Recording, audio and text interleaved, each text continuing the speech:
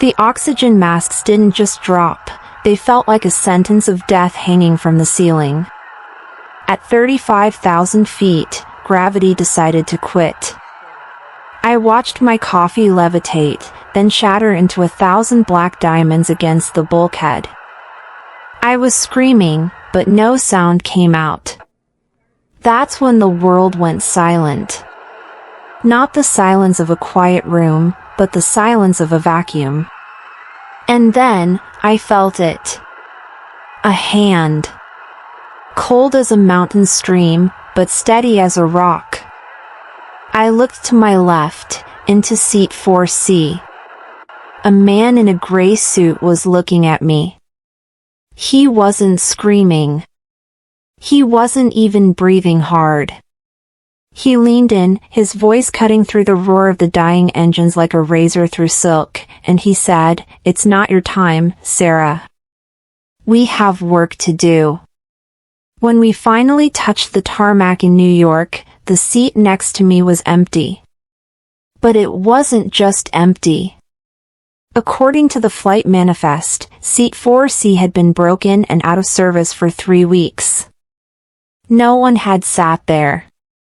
No one could have sat there. Most people scroll past these truths. They call them glitches in reality. But if you're still here, your soul recognizes this frequency. Subscribe to our circle of confessions. Some secrets are only revealed to those who listen. My name is Sarah.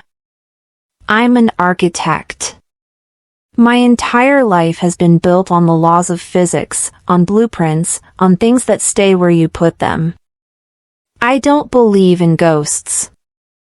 I don't believe in luck. And I certainly didn't believe in angels. It was a Tuesday. Flight 702, London to JFK. A red eye. The kind of flight where the cabin is a graveyard of sleeping strangers and the only light comes from the dim blue glow of the floor aisles. I was exhausted, heading to New York to present the biggest project of my career, a skyscraper that was supposed to redefine the skyline. I had my laptop open, the blueprints glowing on the screen, feeling that familiar knot of anxiety in my stomach. I've always hated flying. The idea of being in a pressurized tin can miles above the ocean is a direct insult to my profession. I remember boarding. The plane was packed. Every seat was taken, or so it seemed. I found my place, 4B.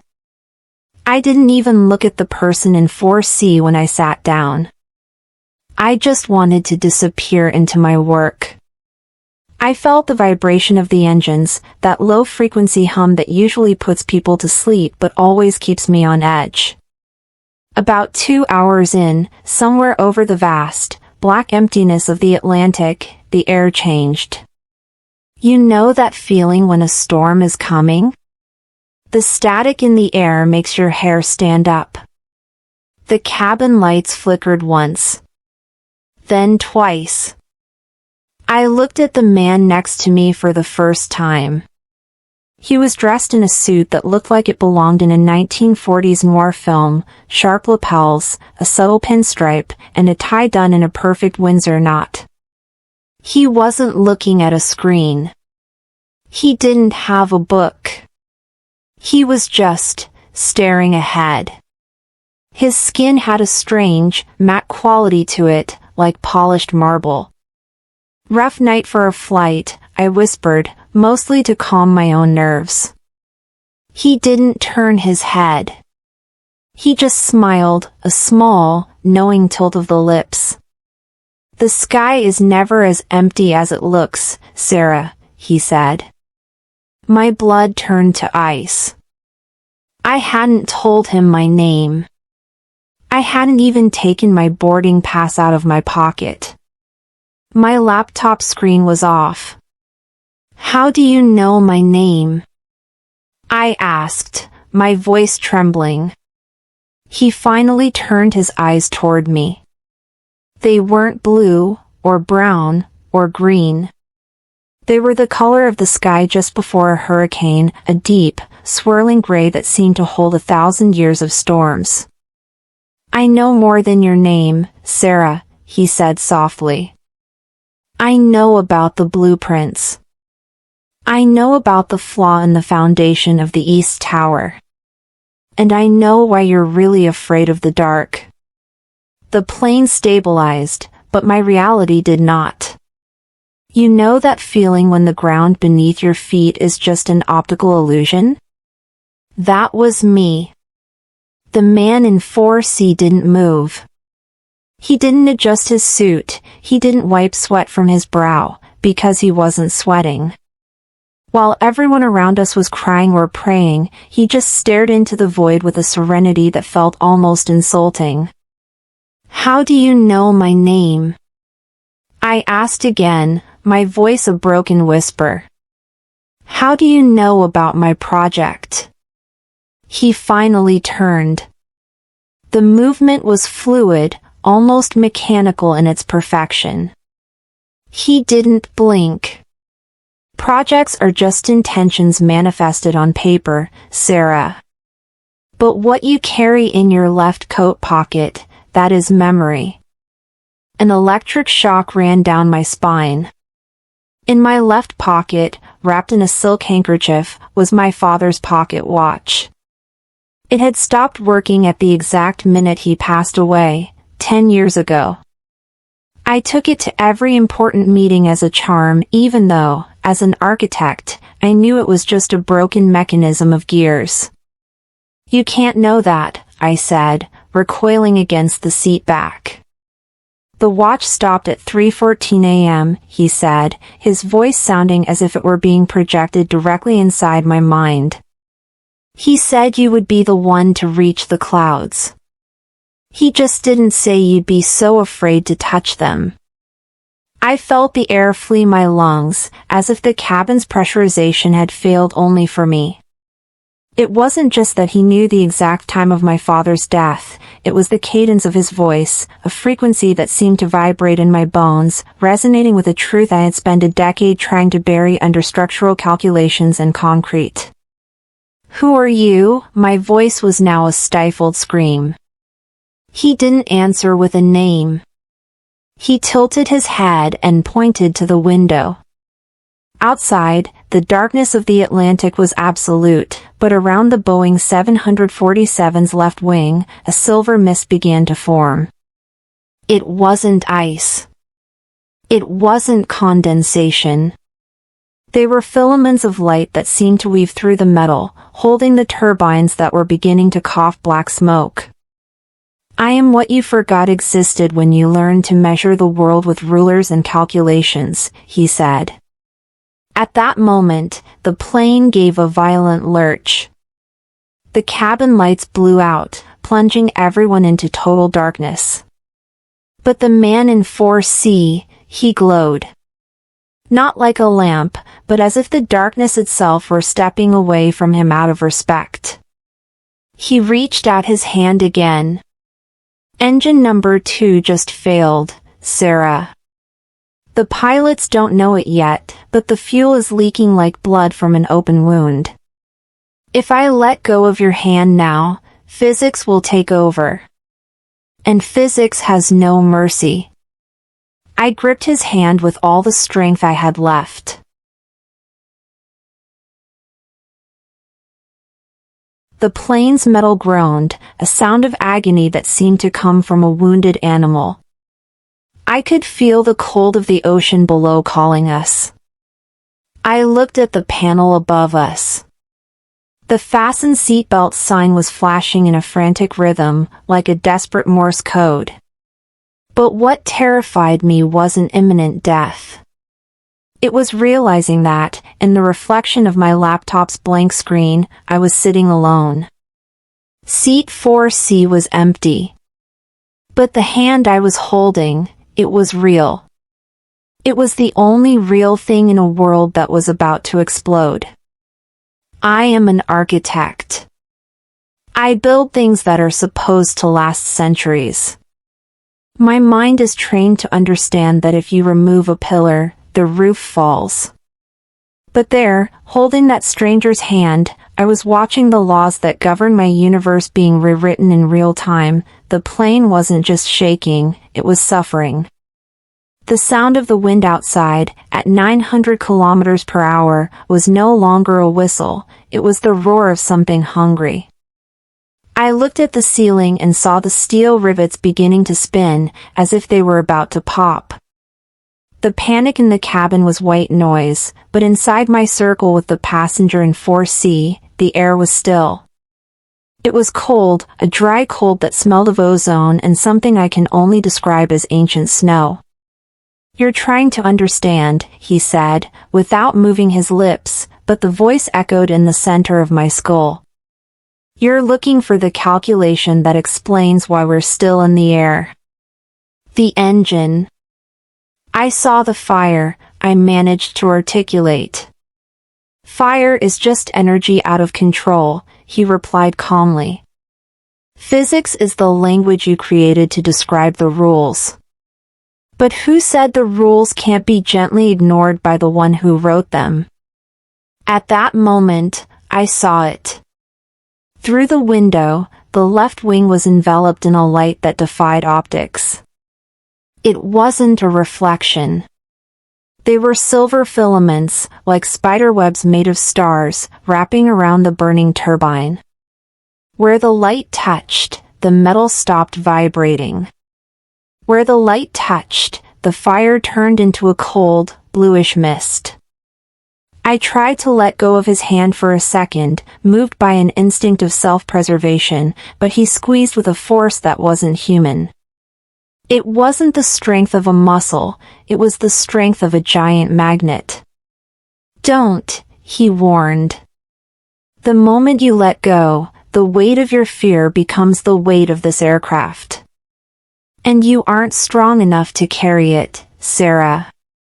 I looked around, desperate for someone who was seeing the same thing. A flight attendant passed through the aisle, floating, literally floating, while holding on to the seats.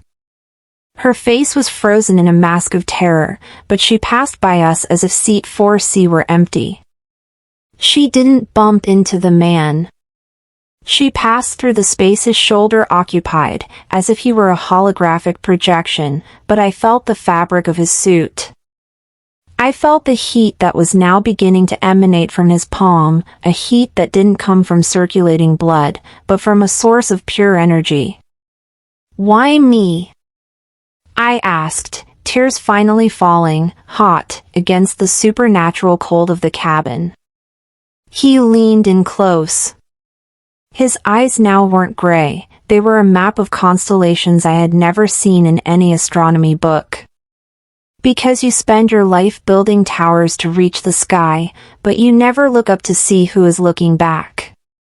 Tonight, Sarah, you aren't just building a tower. You are inside one. And I am the foundation." The moment he said that, the plane stopped falling. It wasn't a gradual deceleration, it was as if a giant hand had grabbed the fuselage in midair. The silence that followed was more terrifying than the noise. I looked at the aisle and saw drops of coffee suspended in the air, like motionless black pearls. Time hadn't just slowed down. It had been paused. "Look at them," he said, pointing to the other passengers. They were frozen. A woman in the middle of a scream, a man with a magazine suspended in his hand. I was the only one who could move. Me and him. "Why did it stop?" I asked, feeling my heart beat against my ribs like a caged bird. "Because physics says you should be dead right now," he replied, standing up from seat 4C with an elegance no human possesses. "But mercy says you still have a story to tell. Engine number 2 isn't just going to fail, it's going to disintegrate. And when time starts running again, I need you not to let go of my hand. Never." I looked at his hand. It had no lines on the palm. It was perfectly smooth, as if it had never touched anything in this world until that moment. I knew, with every fiber of my architect's being, that what I was seeing was impossible. But I also knew that if I questioned that impossibility, the plane would fall. The absolute silence was broken by the most violent sound I've ever heard in my life. It was as if the sky had torn open. Time rushed back, and with it, physics claimed its debt. Engine number 2 didn't just fail, it exploded in a ball of orange, furious fire that lit up the cabin like an artificial sun. The plane lurched to the left, and I felt the G-force trying to rip me from my seat. The oxygen masks fell. The sound was a chaos of alarms, screams, and the roar of wind rushing in from somewhere I couldn't see. But his hand didn't give way. "Don't look at the fire, Sarah," he said, and his voice was the only thing that didn't shake. "Look at me. Focus on the foundation." I looked. In the middle of the chaos, his eyes were two pools of a deep, ancient calm. I realized that the silver light I saw before wasn't just on the wing, it was emanating from him, passing through his arm, through my hand, and spreading through the plane's fuselage. It was as if he were serving as a bridge between disaster and survival. Through the window, I saw something that defies all laws of aerodynamics. Incandescent pieces of metal from the turbine were breaking off, but instead of flying back and hitting the plane's tail, which would have cut us in half, they seemed to be repelled by an invisible shield. They floated away, gently, like flower petals in a stream, defying the wind's suction. The plane began to level out. The pilot was shouting over the intercom about a miraculous stabilization of the hydraulic systems, but I knew it wasn't the systems. It was the weight of that hand. It was the will of that man. I saw the fear in his eyes for a brief second, not fear for himself, but a concentration so intense it looked like pain. He was holding up 200 tons of steel and 200 human souls just with the strength of his presence. "You're doing it," I whispered, barely able to breathe with the oxygen mask. "We are doing it," he corrected. "Your faith is the anchor. If you doubt, the bridge breaks." I closed my eyes and, for the first time in my life, stopped calculating the chances of survival. I stopped thinking about the strength of materials or altitude. I just accepted that I was being carried. And at that moment, the heat in my hand became so intense that I felt as if I were holding the sun itself. The roar of the engines silenced to a harmonic hum. The plane stopped fighting the air and began to glide over it, as if we were being guided by an invisible current of peace. When I opened my eyes, the light on the wing was gone. The engine was out, but the plane was stable. The panic in the cabin had turned into a collective cry of relief. We were descending. The lights of New York began to appear on the horizon, small jewels of hope in the darkness.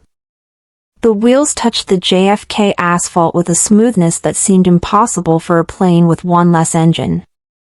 The silence in the cabin, which before was of terror, was now sacred. I still hadn't let go of his hand.